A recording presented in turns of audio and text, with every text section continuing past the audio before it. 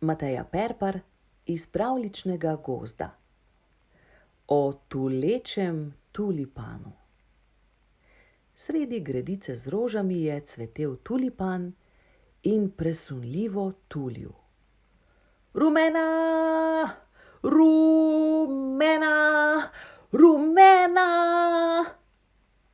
Na gredi je pristal kos. Lepo prosim, ali si lahko malo tiho? Ravno tu nekje se je v zemljo zaril deževnik, ki ga zalezujem že pol ure.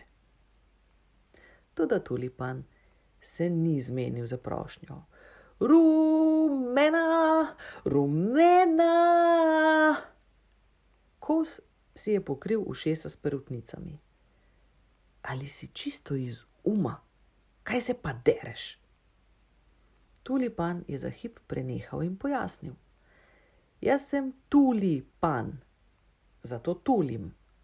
Kaj pa naj bi tulil drugega kot to, kakšne barve sem? To je najpomembnejša stvar v mojem življenju. Rumena! Strašno, je rekel kos in s krulečim želodcem odletel na sosednji vrt. Na sosednjem vrtu je srečal vrabca. Poslušaj, je začivkal vrabec in se obupano držal za glavo. Z vseh vrtov je bilo slišati besno tuljenje. Ponekod so bili glasovi visoki, drugod malce nižji, toda vsi vztrajni in strašno glasni. Rdeča, rumena, vijolična, skoraj bela, lisasta. Kos je zmajal z glavo. Vrabec je bil že čisto bled. Strašen glavobol imam, kar utripa mi v kljunu. Če ne bodo prenehali, se bom vrgal pred mačka, je čivkljal obupano.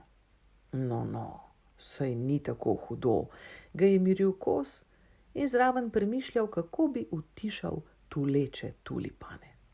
Saj se bodo vsi deževniki zarili še globlje. Nazadnje bodo ptiči še stradali, kako od sile neprijetno. Le kaj bi lahko storili, da utišajo ponorele rože? Kos je poletel nazaj k tulipanu. Oprostite, je rekel. Tulipan ga je pogledal. Kaj pa je? V imenu prebivalcev vrtov in v svojem imenu vas prosim, da prenehate tuliti, ker je v takšnih razmerah težko živeti. Tulipan se je namrdnil. Zakaj pa ravno jaz? Se tudi drugi tulijo. Spravite se nanje, mene to ne moti. Rumena! Kos se je namrščil in odletel nazaj k vrabcu. Vrabec je bil že tako pri koncu z živci, da je trepetal po vsem telesu. Kos je nekaj časa razmišljal, potem pa se je nagnil k vrabcu in mu zaupal svoj načrt. Vrabec ga je poslušal in obupano pokimal. Odletel je na šolsko podstrešje, zbral svojo veliko družino okoli sebe in jim sporočil, kaj mu je naročil kos. Na kosov znak so se vsi vrabci razleteli po vrtovih, vsak k svojemu tulipanu. Kos se je vrnil k rumenemu tuležu. Oprostite, je rekel, a spet ti. Ali ti nisem rekel, da me ne zanima, saj vsi drugi tudi tulijo. Zakaj se spravljaš ravno name? Kdo tuli? Je vprašal kos. Kdo? Vsi, je odvrnil tulipan. Jaz nič ne slišim, je rekel kos. Tulipan je prisluhnil. Zares, povsod je vladala tišina. To ga je malce zmedlo. Nič ampak, je vsekal kos. Ti si edini, ki se dere.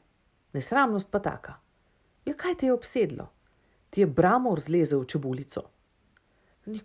Nikar o bramorju, se je stresel tulipan.